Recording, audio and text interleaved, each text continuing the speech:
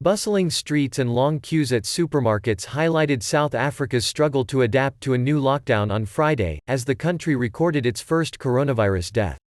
In the poor township of Alexandra near Johannesburg's financial district, a group of men drank openly in the street until police intervened and ordered the supermarkets to close.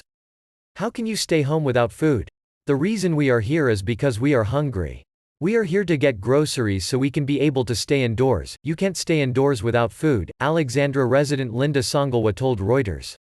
South Africa's 21-day lockdown restricts people to their homes for most activities including exercise, only permitting them to go out to buy food or for health emergencies.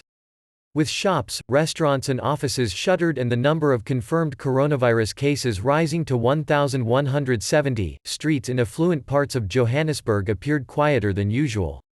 Some staff of supermarkets that remained open hitched a ride to work in police cars. But in Alexandra and other townships, where cramped conditions make social distancing almost impossible, large crowds gathered. The townships, where people rely on an ailing public health system, offer a rich breeding ground for the coronavirus.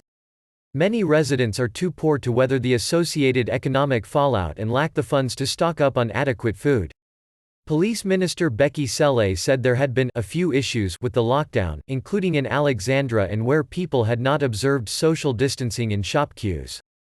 "Sometimes people that join those queues are not even there to make the shopping, they are there for outing because they don't have other activities.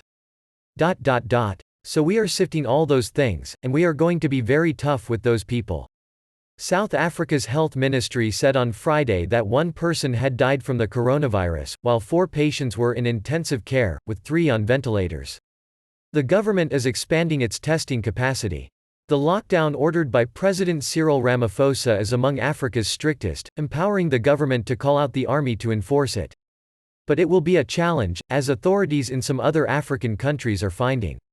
In Kenya's coastal city of Mombasa, police fired tear gas and hit citizens who tried to force their way onto a ferry used for transport between the mainland and an island off the coast. Authorities had announced a queuing system to reduce congestion, part of measures to curb the coronavirus outbreak. In Congo's capital Kinshasa, 10 million people will go under lockdown on Saturday, but the scheme will be relaxed for 48 hours after just 4 days. In one part of downtown Johannesburg, close to the city's townships, Reuters saw police sweep up 300 homeless people to take them to a shelter, while crowds gathered to try to buy groceries or just walk down the streets. Ramaphosa has lobbied richer countries to help cushion the blow to Africa from a pandemic that has killed more than 24,000 people globally and devastated supply chains. South Africa's economy appears particularly vulnerable. Its rand currency ZAR lost more than 1% against the dollar following the news of the rise in cases and first death. The country was already mired in recession caused mostly by power cuts at its dysfunctional state-run utility, Eskom. Mining companies, the core of its economy, are either cutting or shutting production, although platinum group metal output will continue. South Africa's airports and ports are also shut, interrupting global copper supplies. State logistics firm Transnet said on Friday it would scale down non-essential cargo operations. Only Moody's has South Africa's credit rating above junk status, and it is expected to cut to below investment grade on Friday. The central bank launched a bond buying scheme this week to try to revive a moribund credit market, while Ramaphosa announced measures aimed at helping small businesses.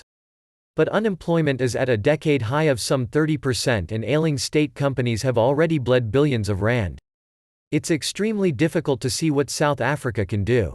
The structural problems that have held the country back are not going to be easily fixed now, Charles Robertson, global chief economist at Renaissance Capital, said.